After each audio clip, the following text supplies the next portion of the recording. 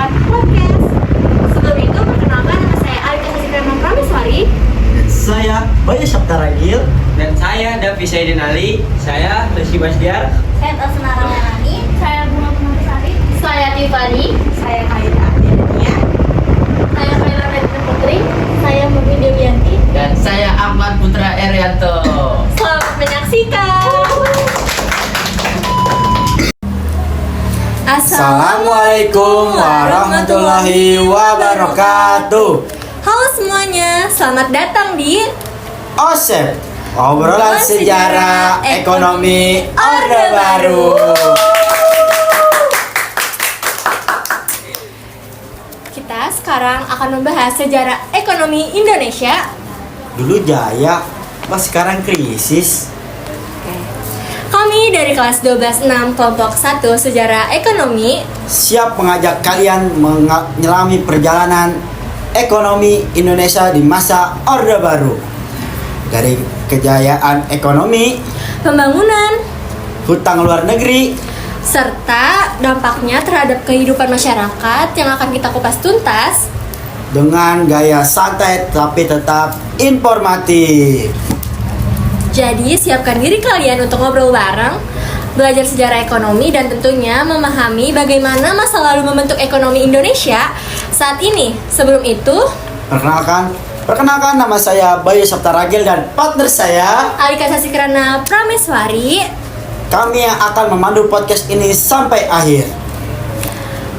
Kami akan membawakan 6 topik, yaitu trilogi pembangunan, Suasem- Pelita, Swasembada dan revolusi hijau, PMA dan PMDN. serta yang terakhir yaitu IMF dan krisis ekonomi.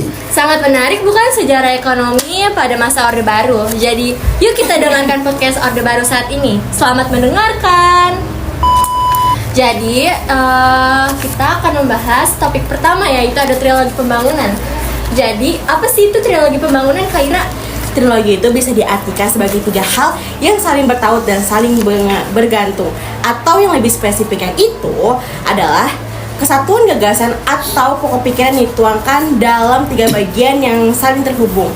Jadi, arti trilogi pembangunan itu adalah wacana pembangunan nasional yang direncanakan oleh pemerintahan Orde Baru di Indonesia sebagai landasan penentuan kebijakan politik, ekonomi, dan sosial. Dan dalam melaksanakan pembangunan negara.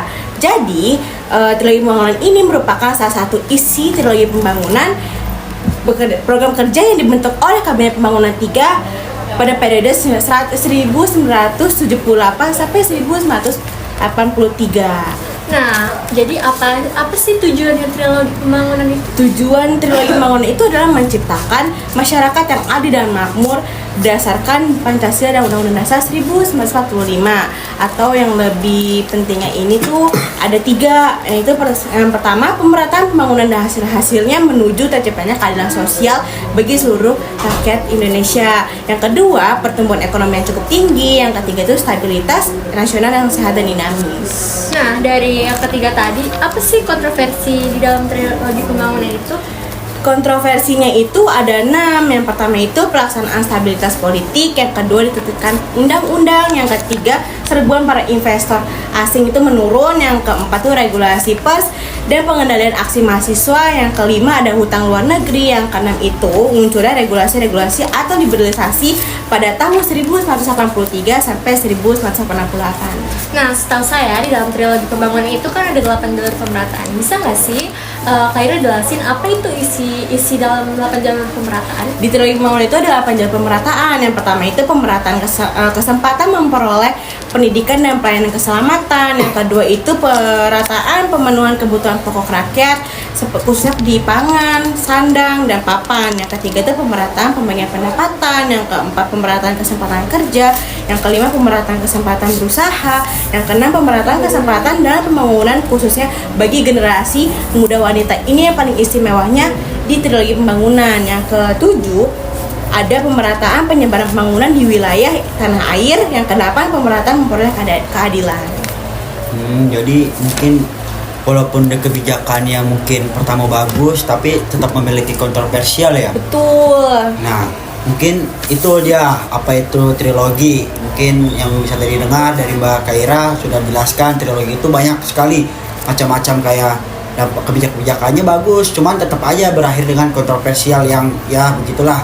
Nah, selanjutnya kita akan membahas tema yang kedua, yaitu tentang repelita. Nah, sebelumnya itu kita bertanya nih. Nah, kita sudah kedatangan Mbak Kaila Nadine. Apa sih repelita itu? Repelita itu satuan perencanaan oleh pemerintah Orde Baru di Indonesia pada masa pemerintahan Presiden Soeharto yang dilaksanakan kurun waktu itu 30 tahun. Program ini menerapkan pembangunan terpusat untuk ekonomi makro. Sebelumnya, program ini dirancang di bawah arahan Widjojo Nisasastro pada tahun 1967. Ia merupakan kepala Badan Perencanaan Pembangunan Nasional yang diselenggarakan selama kurang lebih 1 tahun.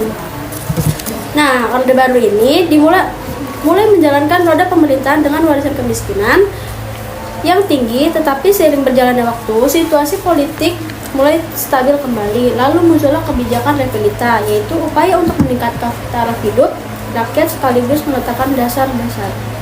Nah, tadi mungkin dalam 30 tahun itu dalam 30 tahun pasti ada kebijakannya ya. Tadi kalau nggak salah mungkin ada 6 apa berapa tuh Mbak Kaila? Ada 6. Nah, ada 6. Nah, yang pertama itu bisa dijelaskan nggak kebijakannya dalam masa repelita itu?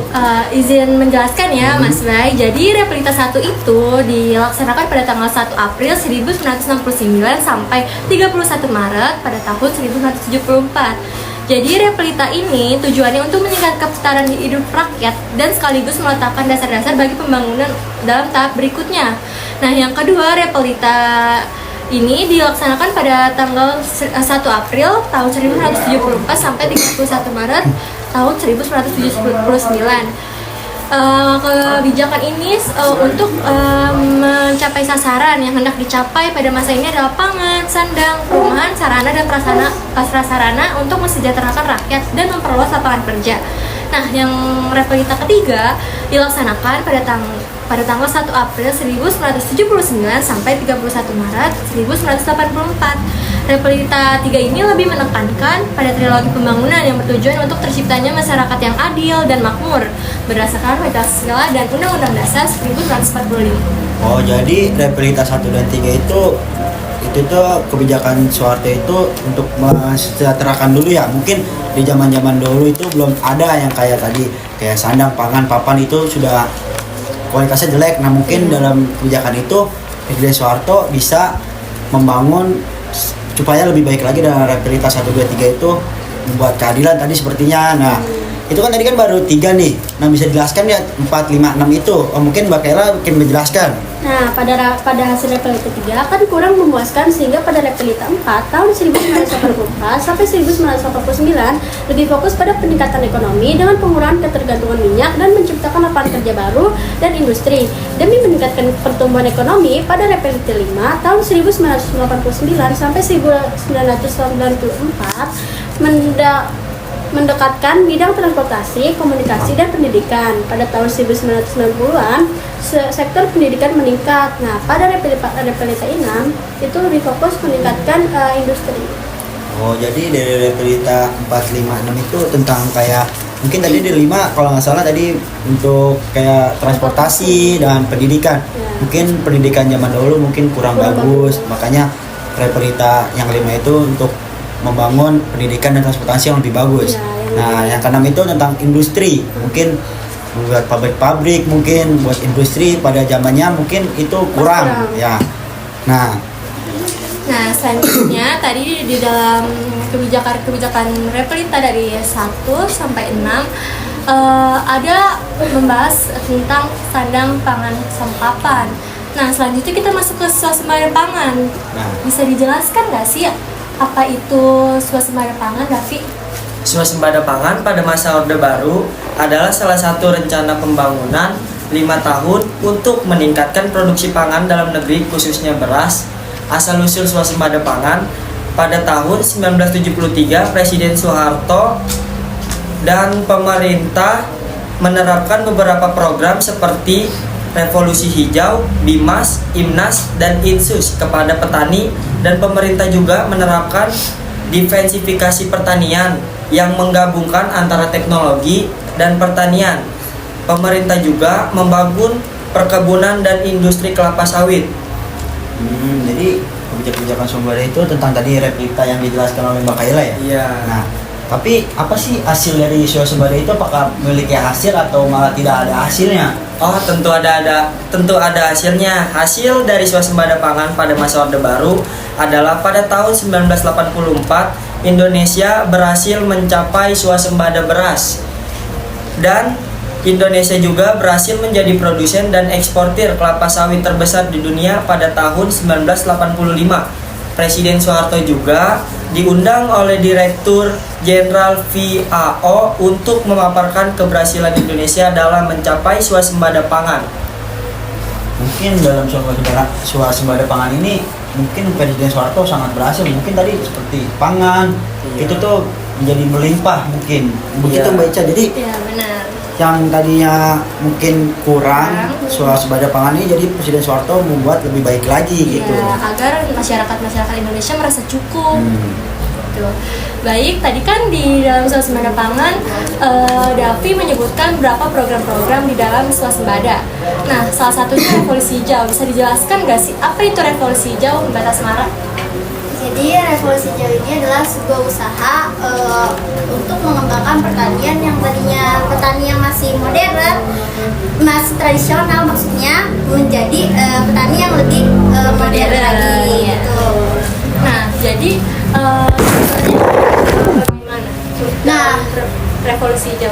tujuannya itu untuk meningkatkan produksi pangan seperti padi, gandum, terus jagung, terus banyak lainnya. Terus habis itu di dalam tujuannya juga itu ada 4 program, yaitu ada intensifikasi pertanian, ekstensifikasi pertanian, diversifikasi pertanian, dan rehabilitasi pertanian. Nah, dari banyaknya program tadi sama tujuannya revolusi hijau, ada nggak sih dampak-dampaknya untuk Indonesia pada saat ini? Pasti ada, terutama dampak positif sama negatifnya. Kalau dampak positifnya itu kan kita bisa menemukan varietas bibit unggul gitu untuk menanam padi yang biar lebih cepat tumbuhnya gitu. Terus abis itu untuk meningkatkan krisis pangan, terus abis itu untuk meningkatkan kualitas hidup rakyat juga gitu. Nah, terus habis itu kalau negatifnya itu kita butuh banyak dana sih, kayak misalkan kita untuk membeli pupuk pestisida, terus habis itu seperti air bersih gitu biar lebih terjaga gitu padi-padinya. Tadi Mbak Tasmara bilang katanya membutuhkan dana-dana. Dari mana sih pada saat itu revolusi hijau mendapatkan dana-dana? Dari bantuan PMA dan PMDN. Nah, kalau PMA itu membantu menginvestasikan, kalau PMDN itu membantu mendorong buat teknologi-teknologinya yang lebih baru gitu, kayak traktor, terus habis itu penggiling padi gitu, pemotong padi atau pemberantasan hama-hama lainnya gitu. Mungkin tadi yang dibilang Mbak Tasmara itu yang tentang PMA dan PMD apa tadi? PMDN. Nah, PMDN itu kita tuh belum mengerti nih kayaknya, penonton juga kayaknya masih bingung. Itu dapat investor itu dari mana? Dari Indonesia itu dapatnya dari mana? Nah, mungkin kita akan kembali lagi dengan sesi 2. Kurang lebihnya mohon maaf. Kita akan jeda sebentar saja.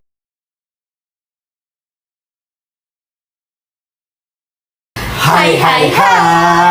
Kembali lagi dengan sesi 2 yang akan melanjutkan pada sesi 1 tadi. Nah, mungkin tadi kita sudah pada sesi 1 itu kita sudah membahas tentang trilogi, replika, swasembada pangan, revolusi hijau. Mungkin itu kurang dari kebijakan pada Orde Baru. Nah, pada sesi 2 ini kita akan membahas apa sih Mbak Ica? Jadi kita akan membahas pemberlakuan Undang-Undang PMA dan PMDN, MF, dan krisis ekonomi. Oh iya. Tadi dalam sesi 1 tadi kan sudah disebutkan oleh Mbak Tasmara. Itu tadi ada pemasukan investor dari PMA dan PMDN. Nah, mungkin kita akan membahas lebih dalam lagi nih. Untuk penonton juga mungkin tidak tahu nih tentang PMA dan PMDN, krisis ekonomi dan IMF. Nah, kita sudah kedatangan bintang tamu yaitu dari Mas Ganteng-ganteng dan yang cantik-cantik ini nih Mbak Ica. Kita langsung aja bertanya kepada narasumbernya. Jadi, Bastian, apa sih pemberlakuan undang-undang PMA dan PMDN? Jadi undang-undang PMA dan PMDN itu pada Orde Baru pemerintah berhasil menerapkan Undang-Undang PMA nomor 1 tahun 1967 dan Undang-Undang PMDN tahun 1968 untuk menarik investasi agar mempercepat pembangunan ekonomi. Nah, tadi disebutkan tuh undang-undangnya. Bisa dijelaskan isi undang-undangnya? Yang pertama, Undang-Undang PMA nomor 1 tahun 1967 isinya ada memberikan insentif seperti pembebasan pajak atau disebut dengan tax holiday. Yang isi undang-undang PMDN? Jadi isi Undang-Undang PMDN itu nomor 6 tahun 1968 isinya mendorong pengusaha dalam negeri berinvestasi di berbagai aktor, menjadi bagian dari strategi Orde Baru untuk menghidupkan kembali sektor swasta. Nah, tadi kan ada isi-isinya. Apa sih dampaknya PMA dan PMDN? Jadi dampaknya untuk menjalankan revolusi hijau, pemerintah membutuhkan modal untuk membeli teknologi pertanian seperti traktor, irigasi, dan pupuk. Membangun industri pupuk, mengembangkan industri agro dan pengelolaan hasil pertanian. Oke, dari situ tadi kita bisa lihat peran-peran PMA dan PMDN terhadap revolusi hijau. Nah, hasilnya itu ada nggak sih, Bastian? Ada dong hasilnya. Dari investasi tersebut, pemerintah berhasil membangun pabrik pupuk seperti pabrik Sriwijaya atau disebut dengan Pusri. Memperluas jaring irigasi, mendukung peran dengan bantuan teknologi dan kredit. Tanpa investasi besar dari dalam dan luar negeri, revolusi dan pangan tahun 1984 tidak akan tercapai. Oleh karena itu, PMA dan PMDN menjadi peran utama untuk mendanai proyek-proyek pertama dan modernisasi sektor pangan di Indonesia. Wah, ternyata peran PMA dan PMDN itu sangat penting ya Mas Bay di dalam revolusi hijau. Benar, itu mungkin tadi salah satu kebijakan yang mungkin kita mendapat dana itu dari investor-investor luar negeri. Itu sangat penting tuh, kayak kita beli teknologi tadi seperti traktor dan pangan-pangan. Mungkin itu adalah salah satu kebijakan yang paling bagus Mbak Ica. Nah, mungkin ada selanjutnya ini kita akan membahas ada krisis ekonomi dan IMF. Nah, mungkin ini dalam kedua ini kita sangat apa namanya Mbak Ica ya? Sangat saling bertergantungan. Nah, ya pokoknya itu kedua itu sangat menempel banget itu pokoknya dari zaman Orde Baru itu. Nah, jadi mungkin kita akan bahas dari yang mana dulu nih Mbak Ica? Mungkin dari krisis apa dari IMF dulu mungkin. Kita akan membahas krisis ekonomi dulu. Jadi kenapa sih Indonesia dulu kan jaya, kok bisa krisis? Nah, awal mula itu kan pada tahun 1980 sampai 1990, di mana Asia Timur sama Asia Tenggara itu kan dia lagi ngalamin namanya peningkatan pertumbuhan ekonomi, kayak misalkan negara Indonesia, Thailand, dan Korea Selatan. Nah, masa-masa itu kan lagi pada makmur-makmurnya, belum ada yang namanya krisis ekonomi. Nah, fenomena itu tuh disebut sebagai The Asia Miracle atau keajaiban Asia, yang dimana investor-investor dari luar Asia ini buat investasi ke negara Asia gitu. Nah, awal mula krisis ekonomi itu dari negara Thailand. Kenapa kok bisa nyambung ke Thailand nih Mbak Ica? Kok bisa? Gimana tuh? Jelaskan Mbak Bunga, kok bisa nyambung ke Thailand gitu? Ya, karena negara Thailand itu pemerintahnya membiarkan mata uang baht mereka tuh mengambang bebas aja. Jadi harusnya kan kalau Indonesia kan mau tukar dengan baht itu dengan harga yang normal, tapi dengan ada kebijakan itu, jadi nilai rupiah kita tuh jadi melemah. Yang tadinya harusnya kita dengan normal, tapi jadi lebih tinggi gitu loh. Berarti sangat berdampak ya untuk Indonesia.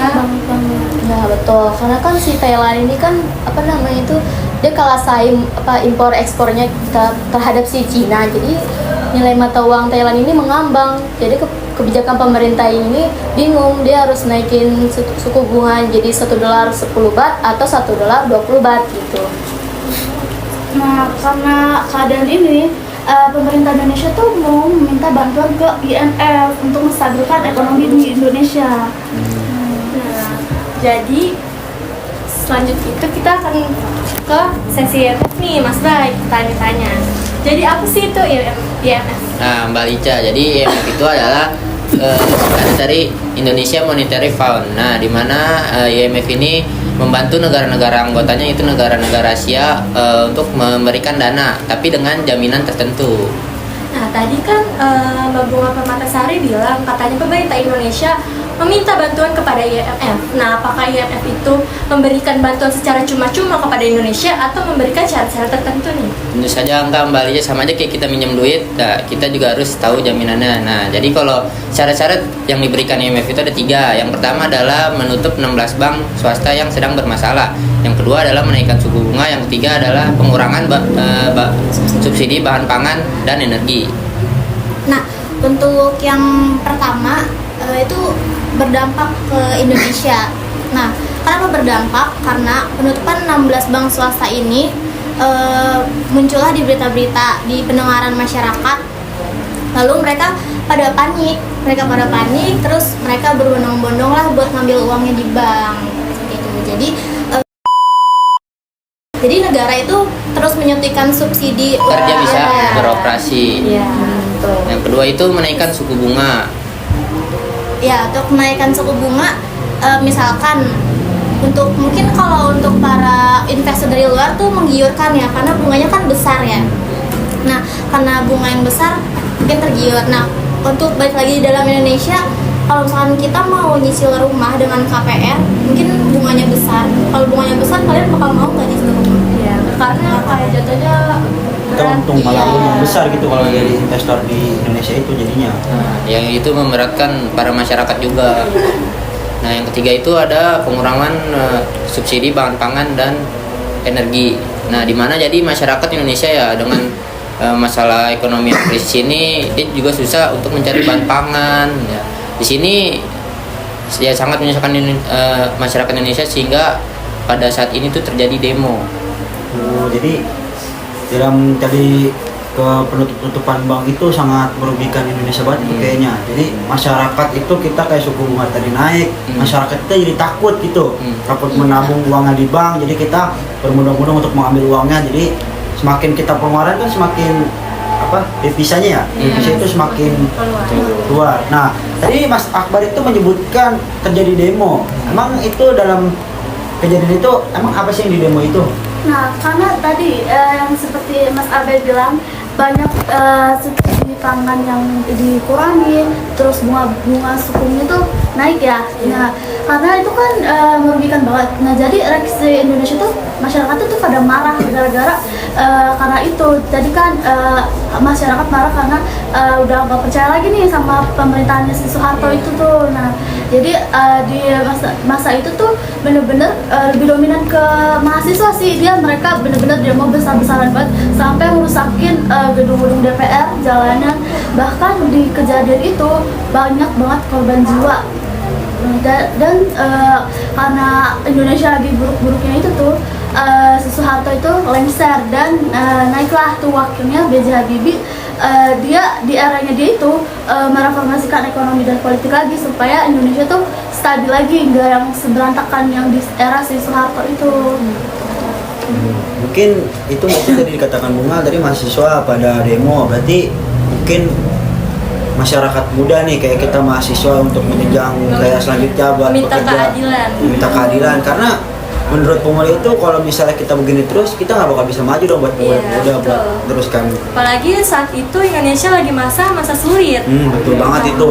Jadi pemuda itu juga harus berani membuat kayak putusan begitu. Kalau kita begitu terus kita nggak bakal bisa maju. Kita akan menderita terus. Nah, tadi bagusnya lagi wakilnya Pak Soeharto B.J. Habibie itu terus membaguskan dari yang order belum itu supaya menjadi lebih baik lagi, perbaiki satu-satu dan akhirnya sampai sekarang mungkin alhamdulillah Mbak Lica yang kita rasakan dari habis B.J. Habibie, Megawati, Gus Dur, SBY, Jokowi dan sekarang Prabowo itu sangat mantap itu. Tentang kita belum ada yang ngerasain kayak kemarin mungkin mungkin jangan sampai kejadian lagi kepada masa-masa yang kelam itu.